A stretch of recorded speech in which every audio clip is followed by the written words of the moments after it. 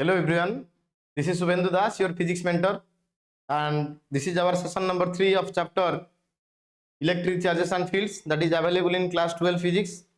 And up to this we have completed 2 sessions, and in that 2 sessions I have discussed what is charge, what are the units of charges, and different types of units, that is your SI unit, CGS, electrostatic unit and electromagnetic unit. After that we have discussed what are the methods of activation of charge, that is your friction method, conduction method and induction method. And दो identical body contact में आ जाने से charge appear in sphere कितना होगा, QA plus QB divide by 2. वो that is valid for two identical body when they are in in contact with each other. And after that we have started the Coulomb's law. So in Coulomb's law,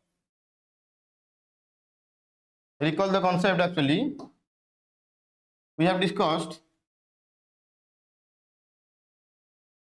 in case of Coulomb's law,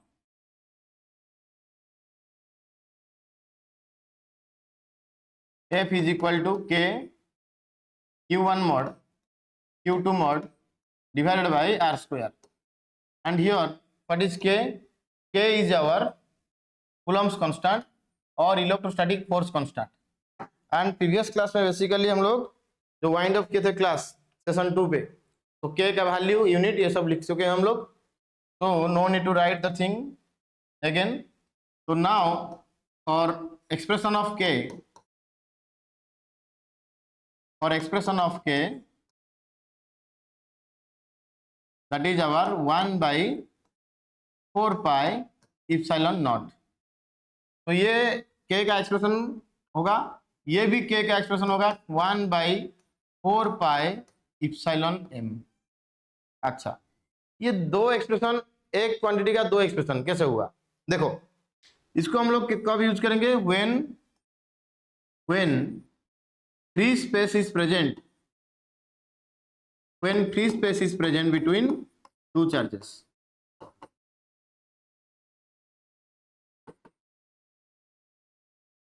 and इसको हम लोग use करेंगे when any medium is present, when any medium is present between two charges. तो ये जो expression में अभी लिख रहा हूं ना, इसमें इप्सिलॉन नॉट का मीनिंग क्या है, इप्सिलॉन एम क्या है? तो basically to know all this things, first we have to focus upon permittivity. तो परमिटिविटी जो चीज है वो क्या चीज है, देखो.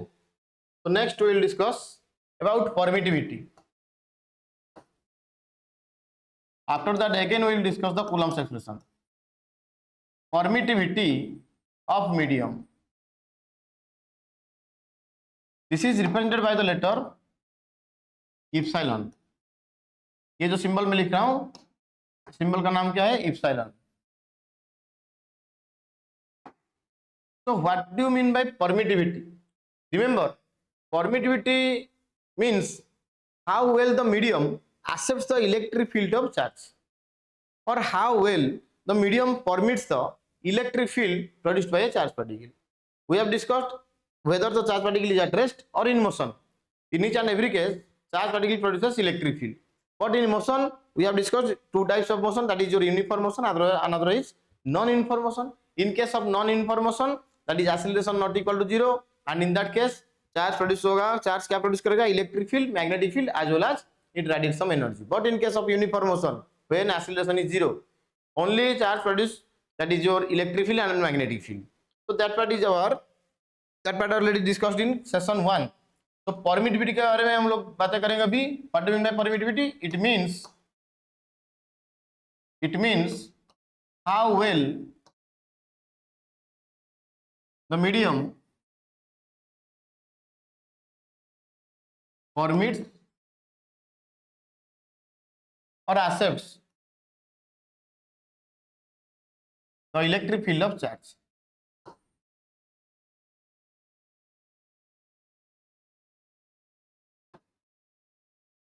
और इसको हम लोग दूसरे तरीके से भी लिख सकते हैं. देखो, दूसरे तरीके से कैसे लिख सोगे?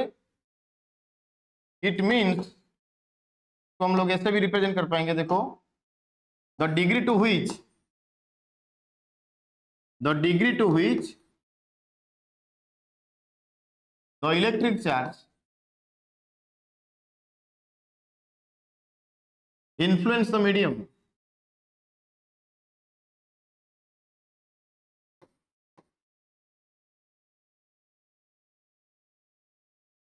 is called permittivity of medium. And ये जो परमिटिविटी ऑफ मीडियम को we can denote it as epsilon M. Epsilon. तो जो मीडियम, देखो दो चार्ज के बीच में मीडियम प्रेजेंट होगा तो हम लोग इसको यूज करेंगे इप्सिलॉन एम को. लेकिन in between two charges if free space और एयर और vacuum is present then we will use epsilon naught. तो इप्सिलॉन नॉट क्या है? देखो इप्सिलॉन नॉट क्या है? Permittivity of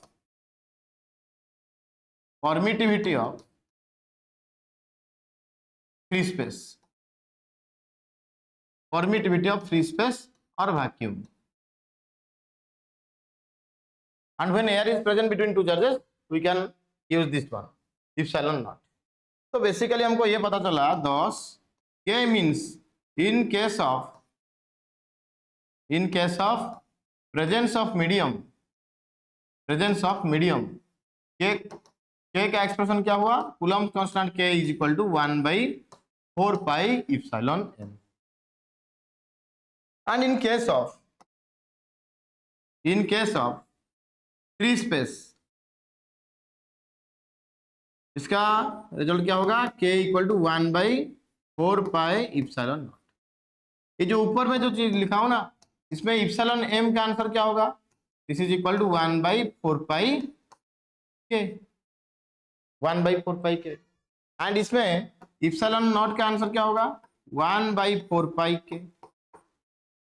But in SI, when in between two charges only free space is present or vacuum is present, in that case K के value हम लोग क्या लिखे थे? 9 × 10⁹. तो इसका आंसर 1/4 × पाई का value 3.14 and it is 9 × 10⁹ newton metre square per coulomb square. ये था हमारा newton metre square per coulomb square. तो इसको सॉल्यूशन करने से क्या मिलेगा? 8.854 × 10⁻⁻12 कूलम्ब स्क्वायर पर न्यूटन मीटर स्क्वायर. तो इसमें पता चल रहा है K का यूनिट जो भी है ना, उसका रिवर्स हो क्या होगा? रेसिप्रोकल होगा तुम्हारा इनवर्स जो मिलेगा, that is the unit of permittivity, coulomb square पर newton metre square. And from this we can write what is the dimension of epsilon m or epsilon naught. dimension of epsilon और epsilon naught क्या होगा? उसमें क्या था? -1 -3 4 2. इसमें क्या लिखोगे? MLTA. रेसिप्रोकल ले जाओ 1 3 -4 -2. तो this is the dimension of epsilon naught. ये पता चल गया तुमको. अभी और एक चीज देखो. सो फ्री स्पेस के कंपैरिजन पे किसी भी मीडियम का जो परमिटिविटी कितना टाइम्स ग्रेटर होगा और कितना टाइम्स लेसर होगा, जो भी है, तो ये दोनों के बीच में जो comparison factor, that is called relative permittivity. तो एक्सप्रेशन क्या लिखोगे हम लोग? देखो एक्सप्रेशन हमको ये लिखना चाहिए, relative permittivity it is denoted by the letter epsilon r. Expression क्या है? देखो इसका epsilon r is equal to epsilon m by epsilon naught. Epsilon m by epsilon naught. देखो तो it is defined the ratio of permittivity of any medium to permittivity of free space. तो उसका definition हम लोग ऐसे भी लिख सकते हैं. It is defined as the ratio of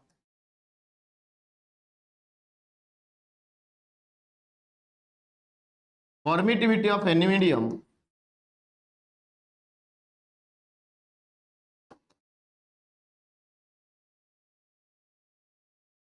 to permittivity of free space.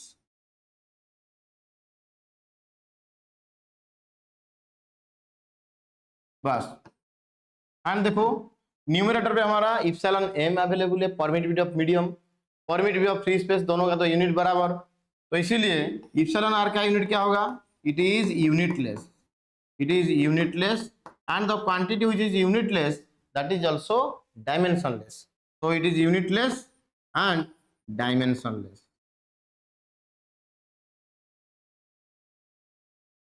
अच्छा, अभी इसका अदर नेम क्या है, देखो इप्सिलॉन आर का अदर नेम क्या है, ये हम लोग इसको बोल सकते हैं रिलेटिव परमिटिविटी, रिलेटिव परमिटिविटी, और we can say it as और dielectric constant, dielectric constant denoted by the letter capital K. और उसका अदर नेम क्या है, इसका अदर नेम क्या है, SIC, स्पेसिफिक इंडक्टिव कैपेसिटी। देखो कितना सारा नेम अवेलेबल है, और it is called specific inductive capacity, specific inductive capacity. ये क्लियर हो गया तुमको? तो I think it is clear. तो इसमें इप्सिलॉन एम को हम लोग क्रॉस मल्टीप्लाई करने के बाद क्या मिलेगा, epsilon M is equal to epsilon naught into epsilon R. ये इप्सिलॉन एम का एक्सप्रेशन देखो, epsilon naught into epsilon are, तो उसका वैल्यू, उसका यूनिट बराबर हो गया। देखो सब कुछ कंप्लीट कर देंगे हम लोग। तो इसके बाद क्या लिखना चाहिए हमको, अभी फिर से हम लोग कूलम्ब्स लॉ को फिर से लिखेंगे। If free space is present between two charges, what will be the expression, and if any medium is present between two charges, what will be the expression? Now see, so Coulomb's law, Coulomb's force, इसमें मैं मान रहा हूं when free space is present between two charges, बस। तो देखो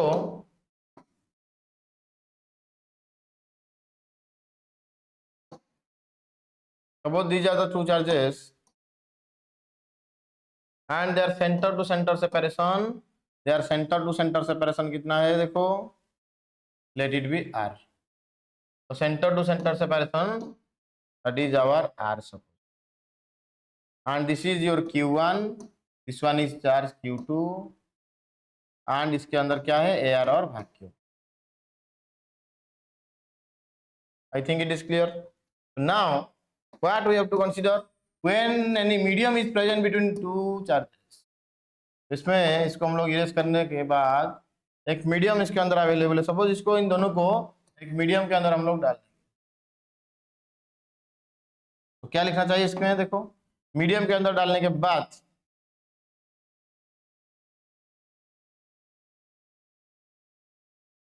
अभी दोनों चार्ज के अंदर क्या आ गया, देखो इन between two charges medium is present, and ये मीडियम का जो डाइइलेक्ट्रिक कांस्टेंट वो क्या है, इप्सिलॉन आर, रिलेटिव परमिटिविटी क्या है उसका, इप्सिलॉन आर। तो इसका लैंग्वेज में क्या लिखोगे हम लोग, when medium is present between two charges, medium is present between two charges, okay. तो व्हेन एयर और वैक्यूम इज प्रेजेंट, इसको हम लोग रिप्रेजेंट करेंगे एफ नॉट। आंसर क्या होगा, 1/4 pi epsilon naught Q1 Q2 by are square. Actually ये इसका पहला एक्सप्रेशन क्या लिखना चाहिए हमको, पहला एक्सप्रेशन हम लोग ये लिखेंगे F naught equal to k Q1 Q2 by are square. तो F naught is equal to k Q1 Q2 by are square. तो के का वैल्यू क्या होगा, मीडियम इज एयर और वैक्यूम, तो F naught equal to 1/4 pi epsilon naught Q1 Q2 by are square, this is the expression. And in this case F medium क्या होगा, तो F due to medium that is K Q1 Q2 by are square, and इस यहाँ पे के का answer क्या होगा, K means 1/4 pi epsilon M that is Q1 Q2 divided by are square. तो ये इप्सिलॉन एम को हम लोग क्या लिख सकते हैं, epsilon naught into epsilon are. तो write this thing, 1/4 pi epsilon naught into epsilon r Q1 Q2 divided by are square. तो इन दिस एक्सप्रेशन मुझे बोलो इसका वैल्यू क्या है 1/4 epsilon naught Q1 Q2 by R square. This is our F naught, that is F naught by epsilon R, और we can write it as F naught by epsilon F naught by K, dielectric constant. तो यहाँ पे पता चल रहा है actually when two charges के अंदर फ्री स्पेस में, देखो फ्री स्पेस और वैक्यूम जब था ना, जितना फोर्स था इन दोनों के बीच में मीडियम का इंसर्ट होने से क्या हुआ, वो फोर्स डिक्रीज हो गया, that means the new force becomes 1/k times the original force, और 1/k times the force between two charges when air और vacuum is present in between them. This is the content. I think this portion is very very clear to you. तो this is actually the important portion. After this ये हो गया हमारा, देखो बहुत सारा चीज कंप्लीट करना है हमको phase by phase. So note point में हम लोगों को क्या मेंशन करना चाहिए, in note point we can write epsilon r का एक्सप्रेशन क्या है, epsilon m by epsilon naught, ये भी एक एक्सप्रेशन. नेक्स्ट एफ नॉट, ये देखो यहाँ पे पता चल गया तुमको F m equal to F naught by k, F m is equal to F naught by k. तो डाइलेक्ट्रिक कांस्टेंट का फॉर्मूला क्या होगा, F naught by F m, बस. तो इसको ही रिप्रेजेंट करूंगा मैं F naught by F m. ये दो फॉर्मूला हमको मिल गया, बस. This is our conclusion. So this is our conclusion regarding the concept behind permittivity. So after this we will discuss vector form of Coulomb's law, one of the finest and important portion, vector form of Coulomb's law. पहले ये चीज को बहुत अच्छे तरीके से सुनना चाहिए तुमको, क्योंकि इसके अंदर बहुत सारा चीज बेसिक चीज इन्वॉल्व है ना. क्लास 11 का कॉन्सेप्ट थोड़ा यहाँ पे इन्वॉल्व है. तो वेक्टर फॉर्म ऑफ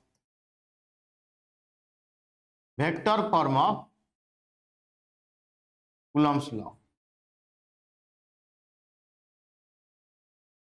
अभी मैं एक केस कंसिडर कर रहा हूं, case 1, that is when Q1 into Q2 is greater than 0.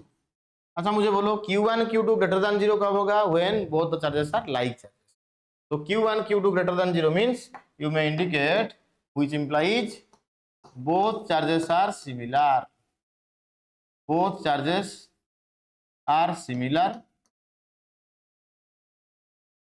and they exert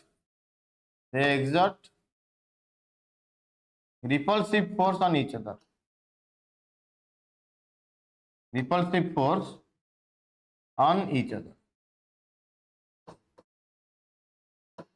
done. तो Q1 Q2 ग्रेटर देन 0 होने से ये केस में वेक्टर फॉर्म में कूलम्स लॉ को कैसे हम लोग रिप्रेजेंट करेंगे, दैट्स आवर मेन कंटेंट. तो let us think this is our X axis and this one is your y axis and this one is your z axis. Okay, now consider two charges. Now you consider two charges and the separation between these two charges क्या है, देखो दो charge consider कर रहा हूं, ये उन दोनों के बीच में separation. This is your one charge, देखो यहाँ पे एक चार्ज अवेलेबल है, that is your Q1 location A, this is Q1, and यहाँ पे और एक चार्ज अवेलेबल है, that is your Q2 charge at location B. Okay, next you find, ये है तुम्हारा ओरिजिन, ये क्या है हमारा, this is our origin, and what is the position vector of Q1, origin to that point, ये है तुम्हारा पोजीशन वेक्टर. तो ये तुम्हारा position vector of Q1 that is R1, और क्या है, देखो पोजीशन वेक्टर ऑफ Q2 को हम लोग को मेंशन करना चाहिए, दिस इज R2. तो R1 vector is the position vector of Q1 and R2 vector is the position vector of Q. Very good.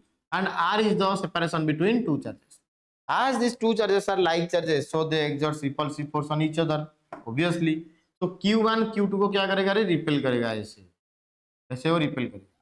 Yes, and Q2 also exerts repulsive force on Q1, ऐसे repel करेगा वो. बस ठीक ठाक दिखाई दिया, देखो डायग्राम को अच्छे से देखो.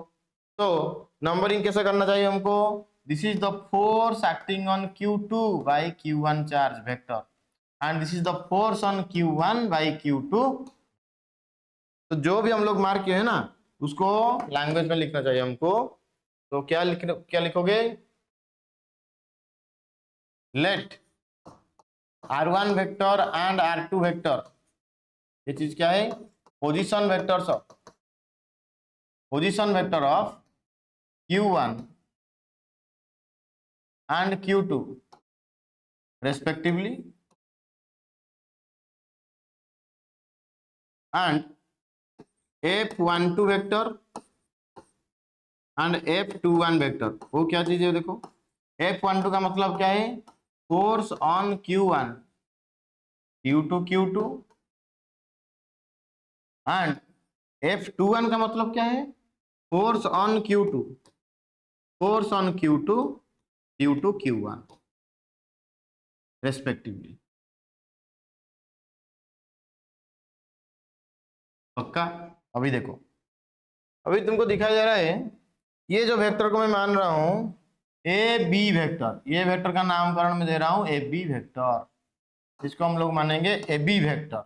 अच्छा, एंड यहां से यहां तक का वेक्टर जो है ना दिखाई दे रहा है, इसको मैं बोलूंगा बी ए वेक्टर। इसका नामकरण क्या है? B A vector. One is your A B vector, another one is B A vector.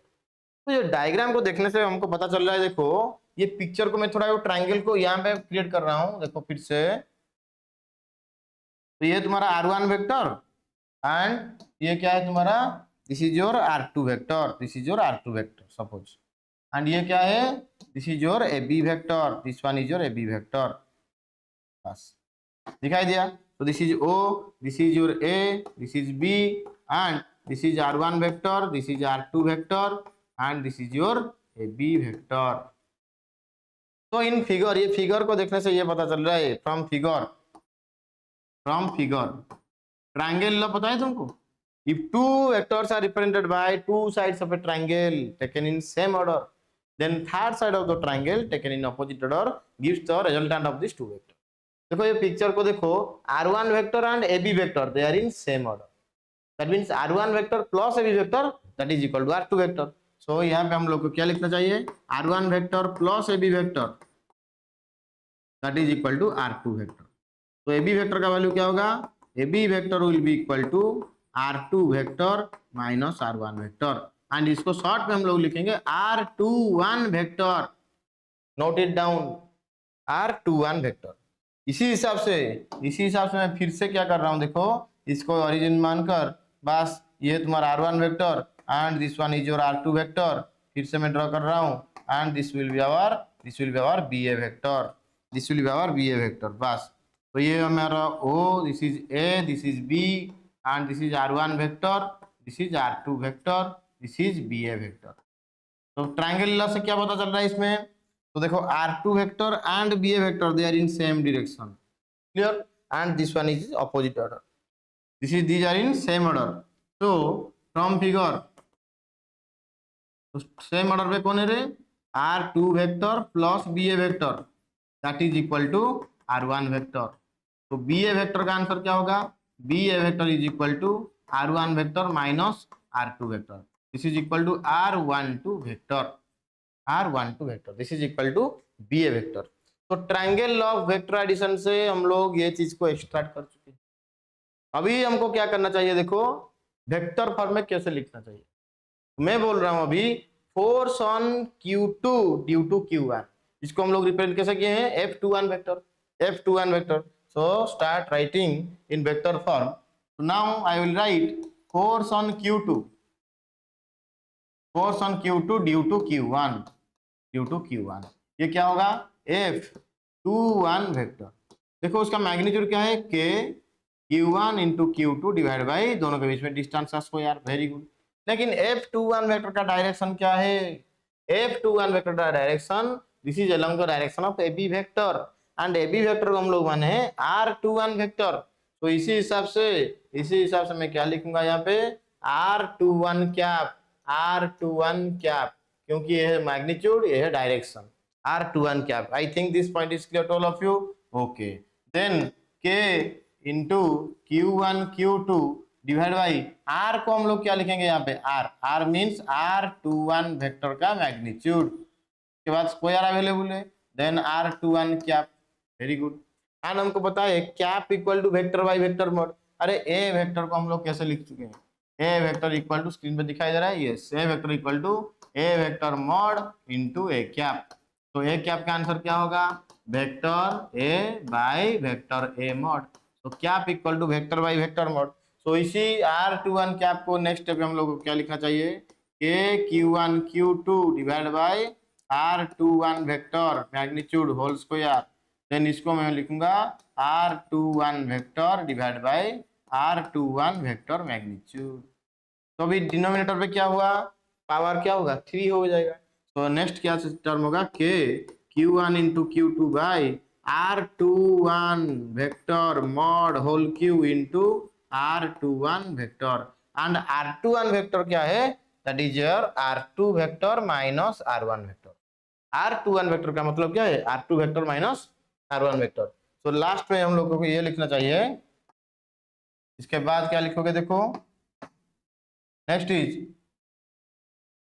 which implies force on 2 due to 1 vector, that is k का वैल्यू क्या ले जाओ, दोनों के बीच में फ्री स्पेस अवेलेबल है, कंसीडर करो 1/4 एप्सिलॉन नॉट। नेक्स्ट क्या है, Q1 Q2 divided by R21 vector का mod, that means R2 vector minus R1 vector का magnitude, then whole cube into R21 vector, that is R2 vector minus R1 vector. देखो ये एक expression मिल गया हमको वेक्टर फॉर्म पे। And previous page पे देखो, यहाँ पे मैं जो लिखा हूँ ना, प्रीवियस पेज कहाँ गया, सॉरी यहाँ पे, तो सॉरी इसी पेज में ही है, बस ये चीज, ये दोनों के बीच में डिफरेंस क्या है, this is the vector form in terms of unit vector. तो यहाँ पे मैं लिखूंगा हिंट दे देकर, इन terms of unit vector. And last में जो एक्सप्रेशन हम लोग को मिल रहा है ना, this is in terms of position vector, in terms of position vector. तो vector form of Coulomb's law पूछेगा तो तुमको क्या करना चाहिए, both in term of unit vector and in terms of position vector, you all have to write. So this is about the force on Q2 due to Q1. So similarly, okay, ज्यादा time waste ना करके, तो similarly we can write force on Q1 due to Q2 कितना होगा, F12 vector. तो unit vector के format में क्या होगा, k Q1 Q2 divide by R square into R12 क्या। एंड तुम्हारा पोजीशन वेक्टर के फॉर्मेट में फाइनल एक्सप्रेशन क्या मिलेगा हमको, F21 vector equal to k का वैल्यू 1/4 epsilon not, then Q1 Q2 divide by R12। देखो यहाँ पे क्या लिखा था मैं, R12 का mod whole cube, that means R1 vector minus R2 vector magnitude whole cube into R1 vector minus R2 vector. देखो this is about your Coulomb's law in vector form. And ये कितना केस के लिए, ये कौन सा case के लिए, केस 1 के लिए। ये हम लोग जो भी कंसीडर किए हैं ना, this is for case 1। Case 1 में हम लोग क्या कंसीडर किए हैं, when Q1 Q2 is greater than 0, product of two charges is greater than 0, that means product of magnitude of two charges that is greater than 0 means both charges are like charges, okay, and they exert repulsive force on each other वगैरह वगैरह, बस सब कुछ खत्म हो गया। देखो सारा का सारा कंटेंट क्लियर। तो इसी हिसाब से तुम लोग केस 2 को ट्राई करो, बस when Q1 into Q2 is less then 0, इसको तुम लोग ट्राई करना चाहिए, ओके, ट्राई इट। तो ट्राई योरसेल्फ, तुमको क्या करना चाहिए, when Q1 into Q2 is less than 0, okay, do yourself. So this is about your Coulomb's law in vector form. After this we will discuss the limitations of Coulomb's law. इससे पहले मैं कि short question के लिए, 1 mark question के लिए एक चीज बोल रहा हूं, value of dielectric constant, value of dielectric constant और relative permittivity,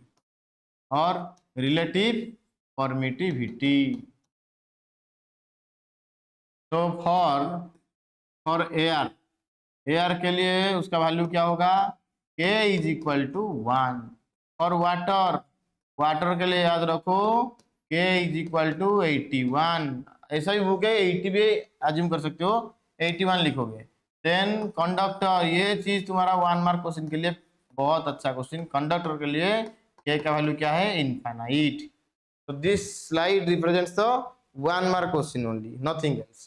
After this we will discuss the limitations of Coulomb's law. तो limitations of Coulomb's law क्या होगा देखो। I think the vector form is clear to all of you. Okay. Then limitation को हम लोग बहुत detail में अभी स्टडी करेंगे। Next is our limitations.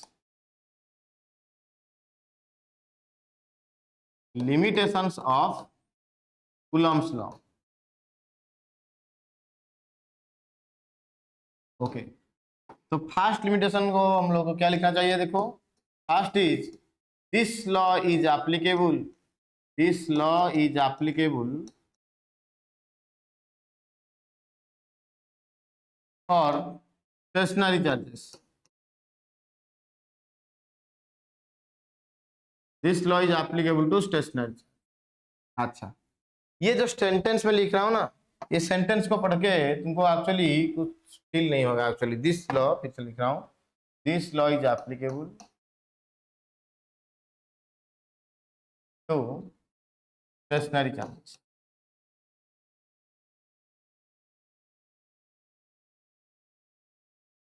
अच्छा, इसको मैं एग्जाम्पल के दौरान मैं समझा रहा हूं, तो अच्छे से सुनो।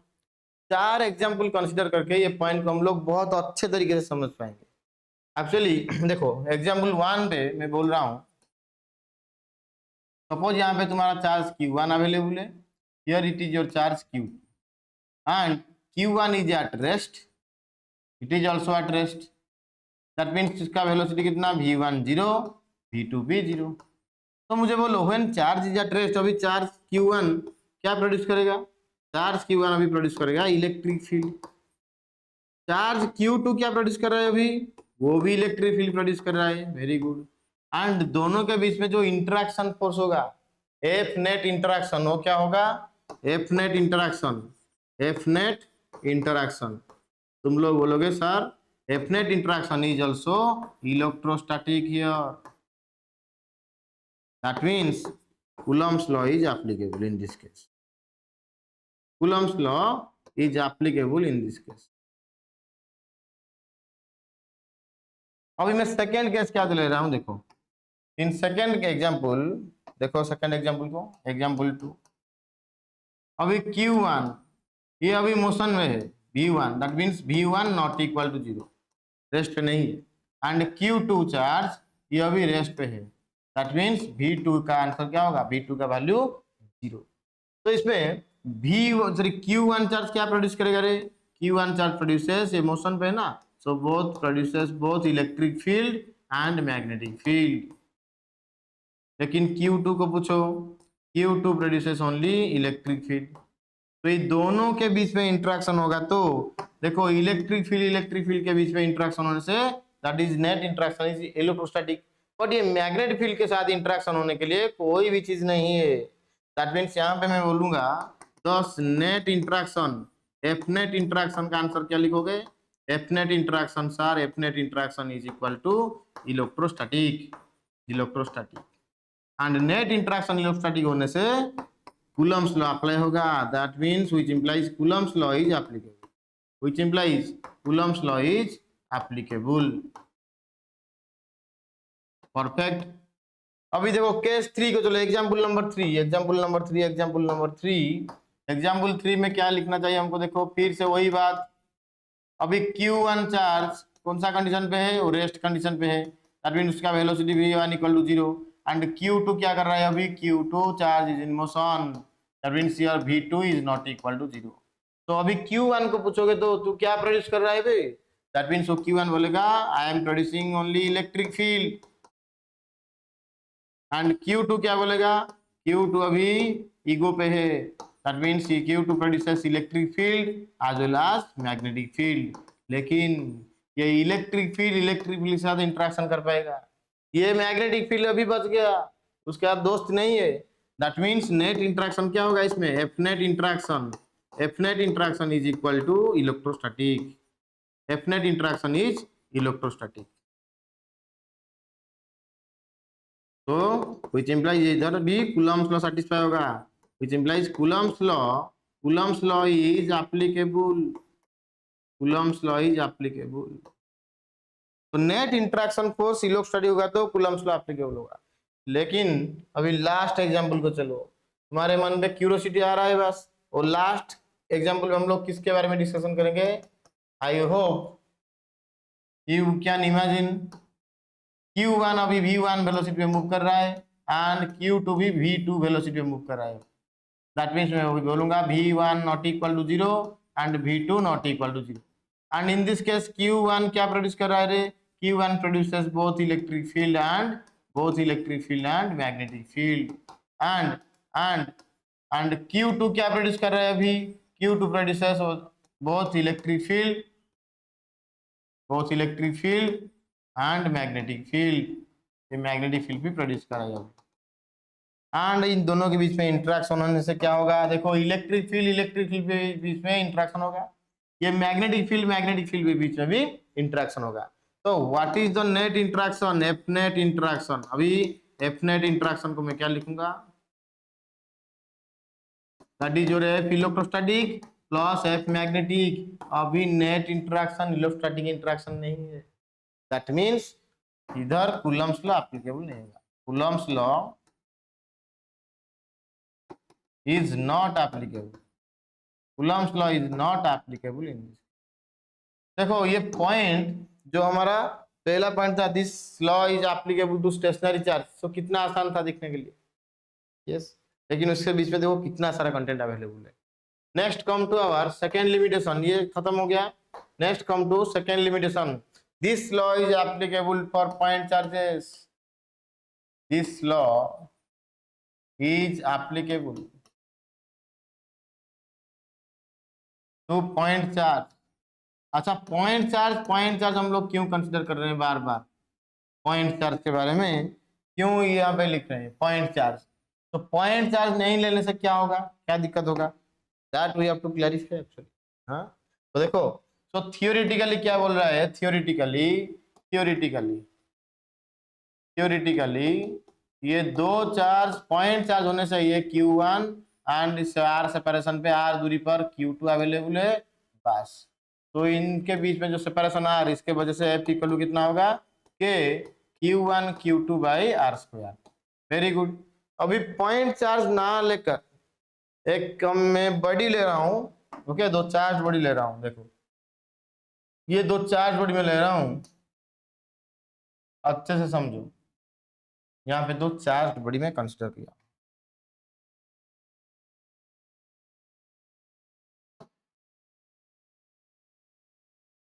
तो इसमें क्या देखोगे तुम, देखो तो यहाँ पे कितना चार्ज अवेलेबल है, सपोज यहाँ पे Q1 चार्ज अवेलेबल है बाबा एंड ये उसका सेंटर Q1, देन यहाँ पे सपोज Q2 चार्ज अवेलेबल है, देखो ये बॉडी के ऊपर Q2 चार्ज अवेलेबल है एंड ये उसका सेंटर, एंड इसके बाद क्या होगा, ये जो सेंटर टू सेंटर सेपरेशन हम लोग बोल रहे थे ना, center to center separation, let it be R ले जाओ, R is the center to center separation. तो अभी ये दो बॉडी के बीच में क्या है, due to mutual repulsive force एक दूसरे को क्या करेगा, रिपेल करेगा, then position of centre of mass changes. तो due to mutual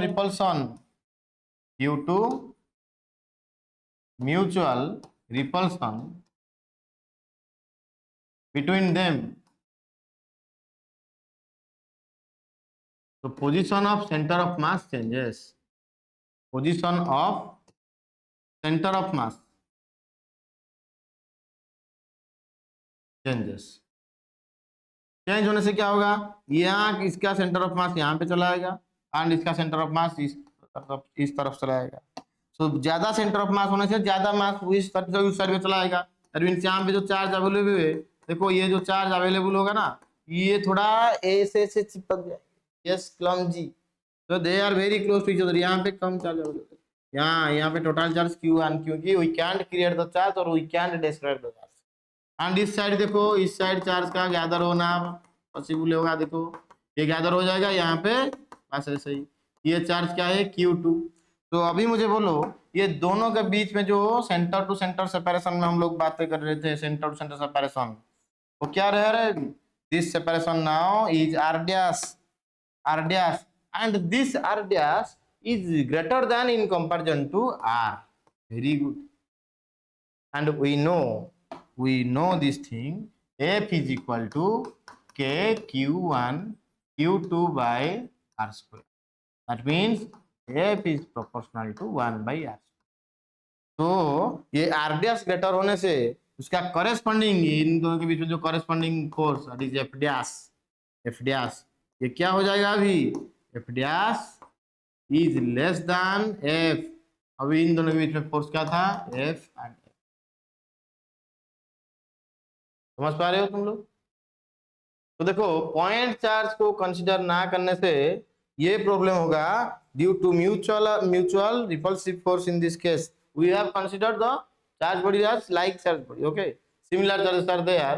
So because of this reason, due to mutual repulsion between them, position of center of mass will change, and because of the change in position of center of mass, the distance between the two charge particles that will increase, and distance increase होने से that force will reduced.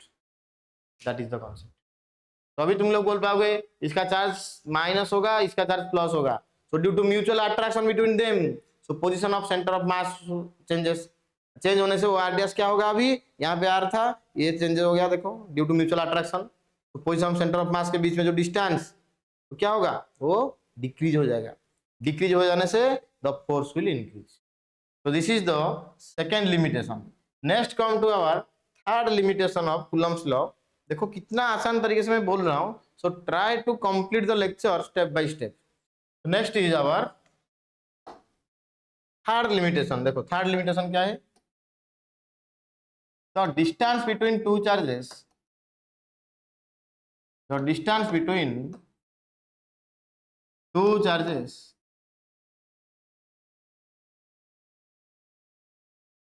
should be greater than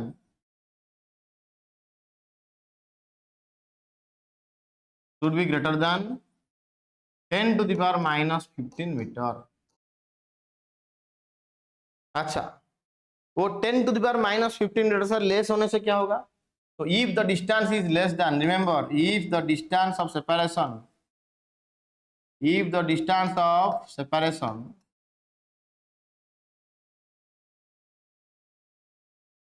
is less than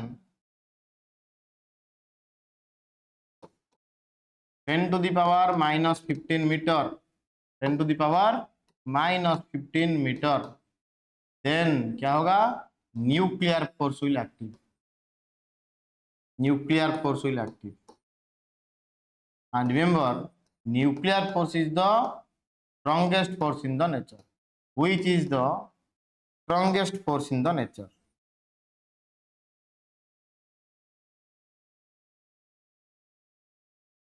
Our aim is to calculate the electrostatic force between two charges, but distance of separation 10 to the power minus 15 meter से कम हो जाने से वो nuclear force तो active हो जाएगा। तो जो भी डाटा मिलेगा ना हमको, वो इलेक्ट्रोस्टैटिक फोर्स के हिसाब से नहीं मिलेगा।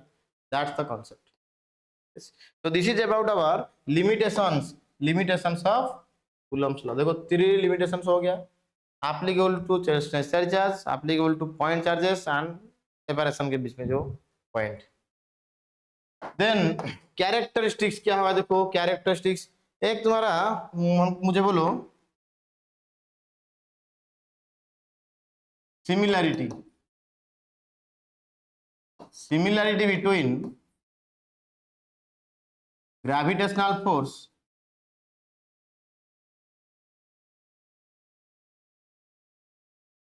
And Coulomb's force. देखो ग्रेविटेशनल फोर्स में क्या लिखेंगे हम लोग? F G is equal to capital G m1 m2 by R square. तो यहाँ पे F electrostatic is equal to कितना? K Q1 Q2 by are square. ये दोनों फॉर्मूला से पता चल रहा है F is inversely proportional to square of distance between them. That means both obeys inverse square law. Both obeys inverse square law. Then both are central forces. Both are central forces. Both are central force का मतलब क्या है? The force will act along the line joining the centers of two masses and in this case centers of two charges. So both are conservative in nature. Class 11 में पढ़ चुके तुम लोग. Both are conservative in nature. What done in complete cycle कितना होगा? 0. Conservative in nature. और क्या चीज है? Both obeys principle of superposition. ये चीज हम लोग पढ़ाई करेंगे. Wait. Both obeys principle of superposition. Very good. Next क्या है? Both obeys Newton's third law. Newton's third law. That is action reaction pair. That means force on 1 due to 2 and force on 2 due to 1. इन दोनों का magnitude बराबर and direction opposite. तो this is in accordance to Newton's third law. कहाँ पे था वो चीज? देखो वो चीज कहाँ पे था? यहाँ पे जो वेक्टर फॉर्म हम लोग लिख रहे थे ना, पास वेक्टर फॉर्म. तो यहाँ पे हमको ये पता चला 10 F21 vector is equal to minus F12 vector and F21 vector magnitude is equal to F12 vector magnitude. This is in accordance with Newton's third. This is in accordance with Newton's third law.